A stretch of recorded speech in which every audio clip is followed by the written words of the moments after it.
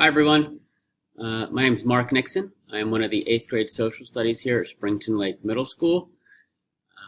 This is my 12th year here at Springton Lake, 12th year teaching overall.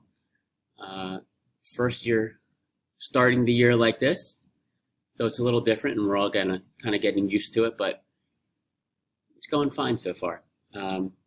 Getting to know your kids through Zoom, just kind of spending some time chatting with them and helping them with some work and stuff like that. So just to give a little introduction about 8th grade social studies. So in 8th grade social studies, we study United States history. It's a continuation from 7th grade. So 7th grade here at Springton talks more about the beginning of this nation's history, the Declaration of Independence, the Revolutionary War, westward expansion, some of the first presidents, Washington, etc. They move into things like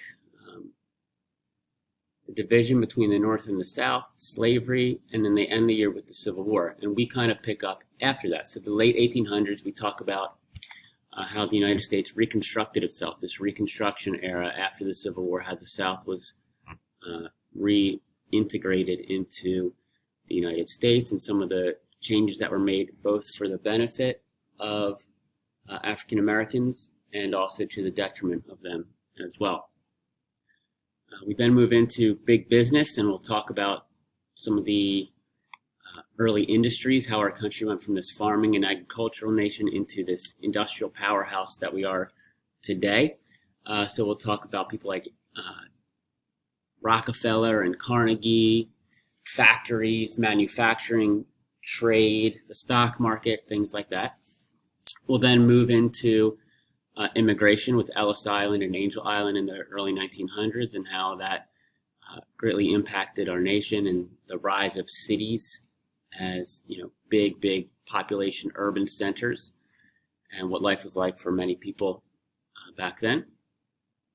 We will talk about how America became a global power, started influencing the world in many ways, influencing Central and South America, and then expanding from there. Talk about World War I, the United States' role in it, but also World War I itself, because it was an international event. After that, we talk about the Roaring Twenties and then the Great Depression, which are kind of two polar opposites of each other. The 1920s were a very good overall time in our country. The economy was good. People had jobs. People had money to spend and save and buy cars. Women got more freedoms and expressed their independence and power more. Jazz music, swing music, literature, art, the Harlem Renaissance, things were relatively well. And then, of course, in 1929, the stock market crashes. The United States and the world enters this Great Depression. And, fortune changes drastically, right? A quarter of the working people in the United States are out of jobs. People lose their homes, are struggling for food, struggling to stay alive. And then we'll get into Roosevelt and the New Deal, trying to fix these things. And then from there, World War II, which is actually the event that really kind of pulls the United States and the world out of the Great Depression. We'll talk about World War II, which I know a lot of the kids have some information already. They learned about in 6th grade here at Springton, and the Holocaust. So we'll cover those as well. We'll talk about the era of civil rights movements. Obviously, we know Martin Luther King and Rosa Parks.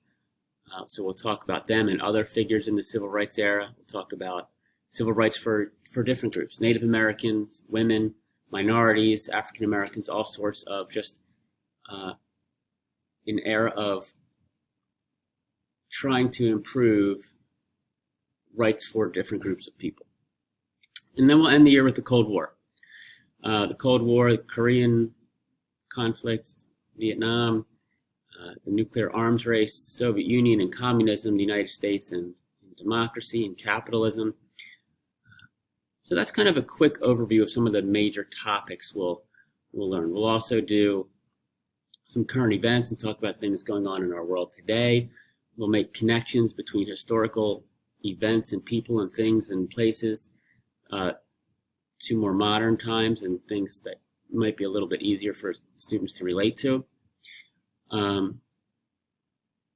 We will talk some, since it is a political season and the election season is upon us, we'll talk about that. We'll cover the election process and how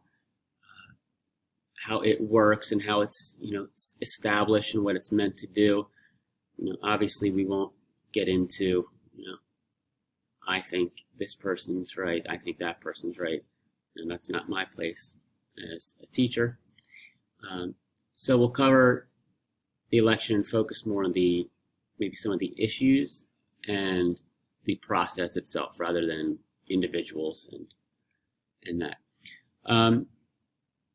Everything here for virtual learning is on Schoology for the most part. We meet on Zoom, but the kids have a Schoology course here that I have here. So every Wednesday and Thursday, the kids have the ability to just jump onto a Zoom call with me if they have any questions or need work. My contact info is here.